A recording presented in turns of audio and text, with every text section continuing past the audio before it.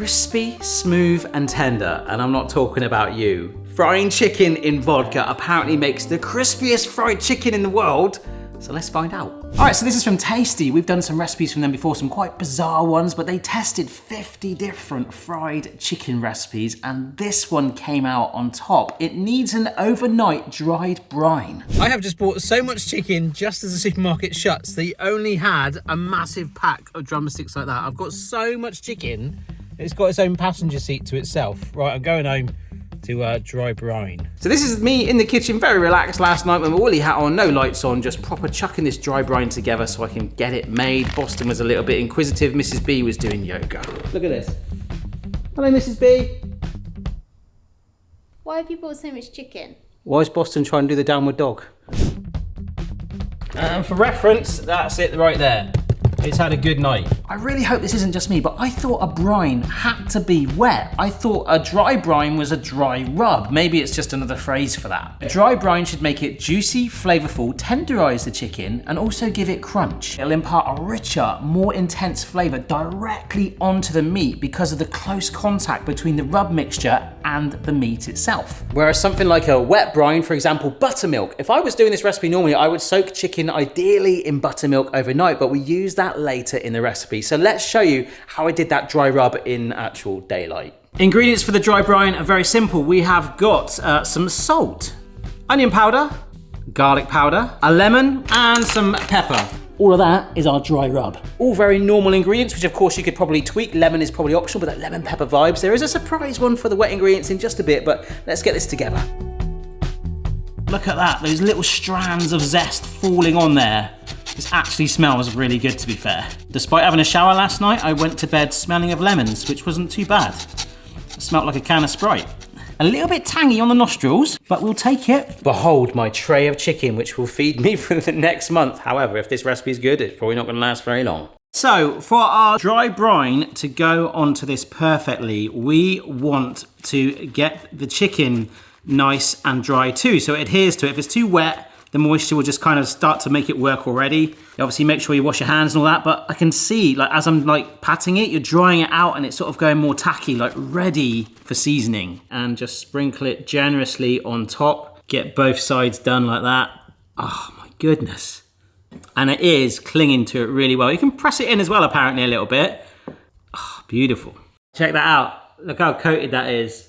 But we've got to keep it dry. And this is a step that I didn't do last night. You'll notice there is kitchen towel in this tub. Right, let me just wash my hands. Love how I'm going like that as if to go, where's my sink? Oh. And then this is where we would overnight brine. I feel like the fried chicken Fugees then. 1 brine, 2 brines. I have done 2 brines. And that's the ones we'll be using in just a bit.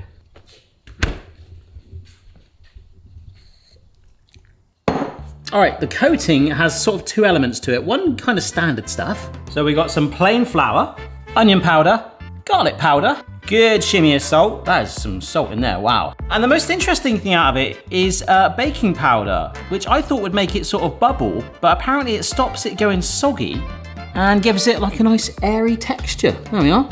And yeah, made a bit of a mess, sorry. With it all mixed together, it just kind of looks like, well, a load of flour, but obviously we know you're so much more than that. So this is where it gets a little bit quirky, and I'm excited. Excited, intentional pun. I didn't say it, did I?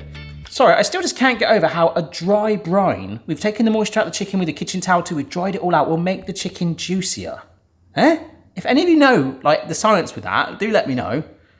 Right. This flour is about to get enhanced with a few different things here. First up is buttermilk, which is basically a cultured, pasteurized kind of dairy product with acidity in it, which I've used sometimes as a marinade overnight with my chicken because it really breaks down. The acidity in it helps moisten and soften up the chicken particularly. We've discovered that and it's amazing, and hopefully this is not going to be something I'm going to regret. Next up is egg whites, which I'm a little bit surprised by, but apparently the egg whites will help give it structure and hold it together, kind of like a meringue, I guess. And last up, we've got a bottle of vodka. Mrs. B and I aren't very big vodka drinkers. Not sure about Phoebe yet. She's not old enough. So I just got the cheap stuff. But apparently a couple of tablespoons of vodka will help make it crisp. I'm not sure if it's specifically vodka, if it's the alcohol or what, but I'm gonna find out. I want that crunch. 1 tablespoon, 2.5. It might be super crispy now. And this might look a bit interesting. Here is the buttermilk. Oh yeah, look at that. Oh, you beautiful thing. I bet the white balance on my camera is loving that, and I'm slightly flicking buttermilk onto the tripod. Amazing. It really does not want to be together, but you have to be, mate, to help with the dredge.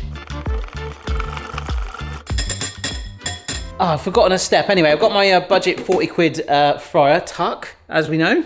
But the chicken is supposed to come up to room temperature for about half an hour. That's fine, because it gives me a chance to like warm the oil up anyway. Let's get it out and let's have a look at it. Hello, have you slept well? I'm talking to the chicken. Get a load of that. Wow. I'm gonna touch it. Oh, it still feels quite moist though. But that is stuck on there quite well. Right, I'm gonna wash my hands and this can come up to room temperature. Next tip is to double dredge in the flour, which you should always do anyway, in my opinion. There is our plain flour. I've just tried to manually fix the white balance here, so I really hope this doesn't freak out, sorry. We'll take one of our chicken pieces, look at that, in it goes. I'm gonna just coat it in the flour all over, potentially encasing that dry rub on there, isn't it? In the buttermilk. There we go. Back into the flour. I'm hoping. Oh, come on, baby. Look at that. Oh my gosh. That is a big piece of chicken.